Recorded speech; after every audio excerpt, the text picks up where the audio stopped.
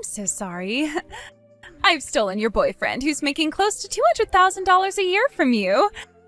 And you were so close to being married, right? Huh? I think it's best that I apologize to you right now for all this. After all, you ran into him and I while we were on a date together, right? Sorry for that. I really didn't think you'd be coming over while we were having a date in the house. What do you mean, apologize? I can tell right now that you don't mean anything by what you're saying.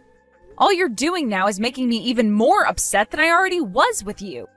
I was just coming to say sorry, yet you're being so mean to me now. Also, when I found you two with each other, that was around the time I was getting ready to leave Griffin anyway. So I wasn't all upset that I had to say goodbye to him. What really upset me was that it was my own friend who was going out with him behind my back. But I guess I don't care now because this was all going to happen eventually. Trying to act all tough now, are we? Don't tell me you were actually planning on breaking up with your boyfriend when he's making $200,000 a year. I know that after seeing me with him, it really hurt you, and that's what led to the breakup. And now you trying to act all tough like that's not what really happened is only making you look worse. Huh?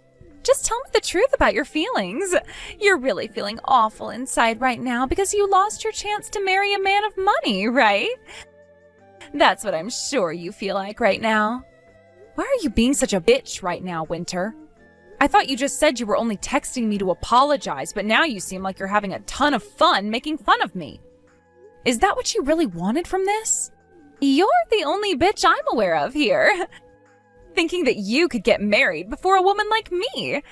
How dare some little loser like you, who always had to sit in my shadow when you were younger, be allowed to get married before me now? You're a bitch for trying to sidestep me like that and get ahead. Excuse me. At first, I just assumed that the man you were with was some disgusting loser like yourself that no other woman had wanted. But in reality, you'd been with a man who is making $200,000 a year as an office worker. And when it comes to his face, it's kind of handsome. Griffin should have been with me from the start, and that's why he's going to marry me now. I've always been aware of just how much you love making fun of me ever since we were little. But you're right about something, and that's that I'm a pretty plain girl. And I sure was sitting in your shadow a lot of the time when we were in school together. But that is not a good enough reason to have stolen my boyfriend from me years and years later. How lame, you frickin' sore loser. You have already lost to me, so why try fighting back still? You sitting there still whining about being a loser is what makes you so unbearable. Huh? This was my first time ever stealing someone else's man, but it sure has been entertaining for me. I might start to do this more often if I have to. But I've already landed myself one of the biggest fish in the sea, so I don't really need myself another man anymore. Especially since I'm his wife now. His wife? Did you guys seriously already get married then? Of course we did. You thought I was going to let a handsome man with all his money get away from me? There would have never been another chance like this for me. And it wasn't even my idea to get married to him this quickly. He's been going on and on about wanting to marry already, that it's driving me up the wall. I see. Well, I guess someone like him would want to get married as fast as possible. Therefore, while he and I are having the best time of our lives together as husband and wife, you go sit somewhere and suck on your finger crying as you watch. I am now the one with a man making $200,000 a year, and I'm going to be the only wife this man will ever have. I just hope you can be as happy with him as you're hoping to be. Shut the hell up, you sore loser. I don't need you saying anything because I'm already happier than I thought I could ever be after talking to you. Man, that was really shocking for me, Elia. I totally forgot that I was supposed to have a date with you, and then, after I already had Winter in the house, you came home unannounced. That was really the worst sight I have ever seen.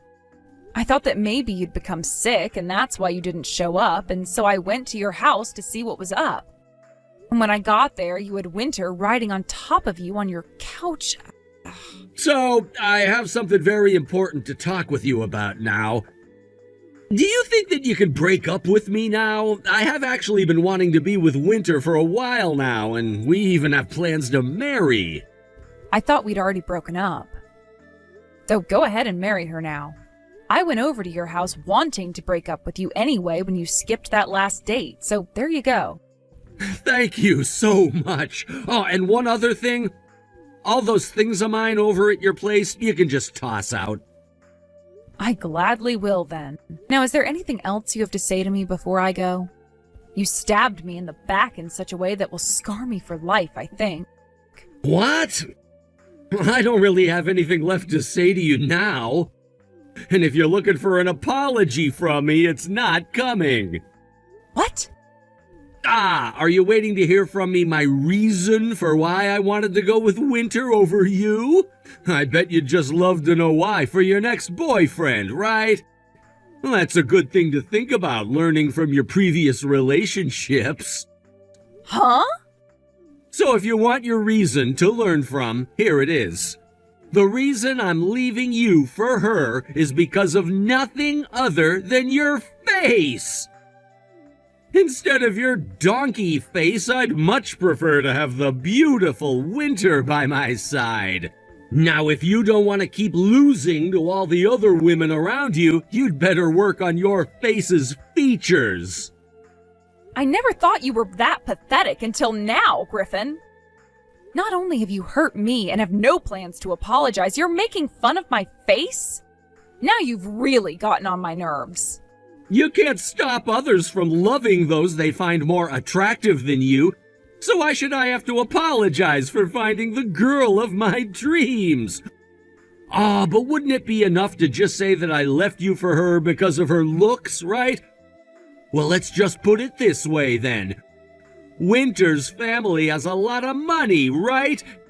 Compared to your family, which is filled with a bunch of simple idiots. That's what I thought. To you, her family having a lot of money is a very important thing to you. Had that not been important to you, then you would have had a very hard time paying off your last settlement from your ex-wife. What?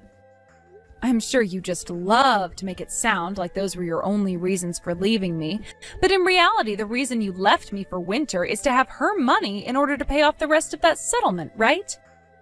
You've been having to pay off that settlement to your ex for months now, and you would much rather take care of it all right now so you don't have to worry anymore, right? Wait a second. Why do you know about all that? I never told you anything about having an ex-wife. Sure, my family may be full of just some simple people, but both my parents are always worried about the kind of people I'm with. And since I'm their only daughter, they make sure that they know everything. And when they found out I was dating you, they wanted to know everything about the history you've had. What? I mean, why wouldn't they want to know about you, right?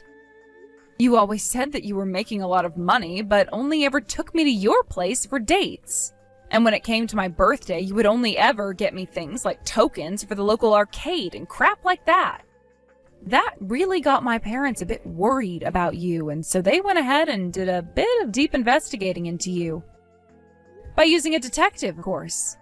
They seriously asked for someone to help snoop on me? And the result from that was us learning about how you have been married once before, and you also happen to have a kid with that woman. I never knew either of those things, Griffin. And before we could tell the detective we'd had enough, they stated that you were also having to pay child support to her every month. That's why you always acted like you had no money at all and would only ever take me to your house for dates. What? Now that I think about it, isn't your ex-wife the daughter of a very powerful business owner? Is that why she was not only able to get a lot of child support from you each month, but also that massive settlement from you this year? I was told by the detective that you were so afraid of her parents that you couldn't even fight her in court, and they were able to ask for as much as they wanted from you. This can't be happening! How could you have figured all of that out, too? The fact that you chose to hide all of that very important stuff from me is really sad. But you know what makes me the most sad?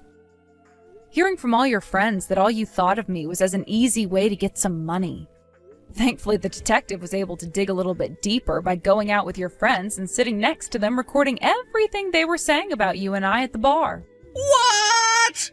That's why that day I was going to head to your place to break up with you. The date was originally when I wanted to tell you things were over, but you never even showed up to that. So when I made it to your house to see what was up, I got more than I wanted to see. And at that moment, I realized I had no more feelings for you anymore, besides hate. Wait, Alaya, I really am sorry for having cheated on you like that, so I think I'll come out to see you so that I can get on my hands and knees and apologize. Huh?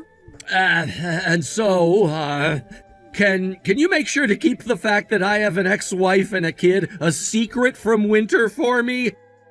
You haven't told her about all of that yet, right? That's right. Then please, Alaya, as long as you don't tell her anything about them, I'll apologize for cheating on you. I'll do whatever you ask me to make it up to you. So please keep all of that a secret from her, okay? I won't tell her. Are you sure you won't? You think I really care to talk with a bitch like her anymore? I don't care what she thinks about you anymore and what you choose to keep a secret. I also have no real reason to be telling her anything. Just don't take this as me helping you in any way, all right? I don't want to talk to any of you anymore, so from here on out, we're done. Ties cut. I don't want to even have to think about what you look like anymore. Sure thing. I will do as you've asked and never talk to you again. It's a promise. Just as long as you promise to never ever tell her about any of the things I've done. Okay. Hey, Alia. Where do you think Griffin and I should have our wedding at? Do you think it would be a good idea having it overseas somewhere? Something like a wedding is a once-in-a-lifetime thing, so I should be going all out, right? Really? So you've come to talk about your wedding now? Well, of course I have. I told you that since I got the man you took from me back, we're going to be getting married now. And last night I finally had him come over to see my parents. When that happened, my dad was begging for Griffin to hurry up and marry me. I guess neither of my parents ever thought I could reel in a man making $200,000 a year, right? This is turning into a really fast relationship then. But I think you should take it a bit slower so that you don't lose your bearing. Wah, wah, wah. I can see you'll try anything up your sleeve to get us to not have a wedding. Are you trying to buy yourself some time so that you can come and steal Griffin back from me? Well, that's going to be impossible for you. Impossible! There's no way a plain bitch like you could ever win against me. That's not what I'm trying to do. I don't love Griffin anymore. Is that right? Then would you like me to invite you out to our wedding? You are one of my good longtime friends after all, right? And if you want me to give you another title, you're like Griffin's and my Cupid. Huh? I guess we really should be having this wedding overseas after all. That would be even more luxurious of us, and it would make you feel even worse about what's happened. Oh, but I was also thinking about having a more traditional Christian ceremony here in the U.S. This will be my only chance to show you, so I was thinking of doing it right in front of God himself. I have so many things I want to do for my wedding that it's too hard to choose. Then how about you talk with Griffin about that instead of me? He's done both styles of wedding before, so... What? He has experience, so you could ask him what kind of atmosphere would be best for your guys' wedding. So if you're really that indecisive right now, hurry up and ask for his opinion on that. That is one of those things where asking one with experience is best. Wait, hold on just a second. Why are you saying that Griffin has experience with this? Are you saying that he's had experience with both an overseas wedding and a traditional wedding before? So sorry about that. I totally forgot that you'd need to be brought up to speed on all of that stuff. Did you know that he's already been married once before? That's why he has such experience with weddings and such. Excuse me? And when it comes to his ex-wife, she was one heck of a woman. She told him that she wanted to have both a wedding in a chapel as well as one overseas in Africa or something. And so with no other choice, really, Griffin went ahead and gave her both of those weddings. She really had a lot of power, I think. But that's what happens when your father is the owner of a large company. Wait a second. What? He's been married before. I never heard anything about that. And wait, what? You knew all about that and you still dated him? Not at all, actually. I had no clue he'd gone through with any of that before me. I only learned about that a few days before breaking up with him. Are you kidding me? Oh, and another thing. There is one other very important thing I have to tell you. Griffin had one kid with his ex-wife before they divorced. He has a kid with her as well? And now he's having to pay a lot to her in child support every month. Which kind of gives me this feeling that he won't have the money to give you a really nice wedding this time around. So that's why it's best that you go and talk to him about the funding you'll have before planning everything out. You're joking. He's having to pay child support as well? And he's having to pay as much as you've made it seem like? From what I was told, he's having to give her close to half of what he makes every year. So when you look at his income with that in mind, he's really only making around $100,000 a year. What? She's able to get that much in child support from him each year? I told you that she is a very powerful father, right? And, well, whatever he did to her that caused the divorce seemed to have really pissed off her mother and father as well. And with the help of her father's lawyers, she was able to get way more than she first asked for. If you're wanting to hear all of the details about that, though, you should really ask Griffin. You have to be lying. You're telling me that my $200,000 a year is actually just $100,000? Wait, that's not your $200,000, right? He's the one earning it all, and that makes it all his. But even if he's not making $200,000 now for himself, $100,000 is still a really good salary. What are you talking about? $100,000 isn't going to be nearly enough for me. Everyone on the news has already been saying that you can't live fancy anymore with just $100,000 a year. Which means that if my husband isn't making at least $200,000 a year, then my dream of being a wealthy wife is never going to happen. Then break up with Griffin, although he has just met with your parents and everything. And you went through all that work taking him away from me. I can't. I don't really care what you do, though. Has nothing to do with me, right? If you guys do end up having a wedding, send me an invitation, all right? I can go there to see it if I have the free time to kill. You've really done it now, telling her the truth. You actually went and told her about my ex-wife and my child with her. I thought I told you this. I wasn't keeping that a secret from her in order to help you or anything. And, well, when she was just talking to me, she really started to make my skin crawl. So in my anger and disgust, I told her about your true history. Why would you do that to me? I was finally gonna have myself an even better ATM to use. Her family has all that money, and I thought I finally had myself a way to pay off all my debt to my ex-wife and that damn child support. If she runs from me now, how will you take responsibility for it? Damn, you really don't know how to make yourself at least seem all right. If this leads to her really leaving me, I will not forgive you at all. Sure thing. I don't care if you hate me or not. God damn it. Now that all of this has gone to hell, I'd better start looking for my next walking bank. No, first I have to try getting her to stay with me. As long as I can keep her from leaving me, I'll be okay. Damn it! Because of your goddamn talking, my whole game plan has gone to crap. What am I gonna do, Alaya? I need to find a way to get that chick to break up with me right now.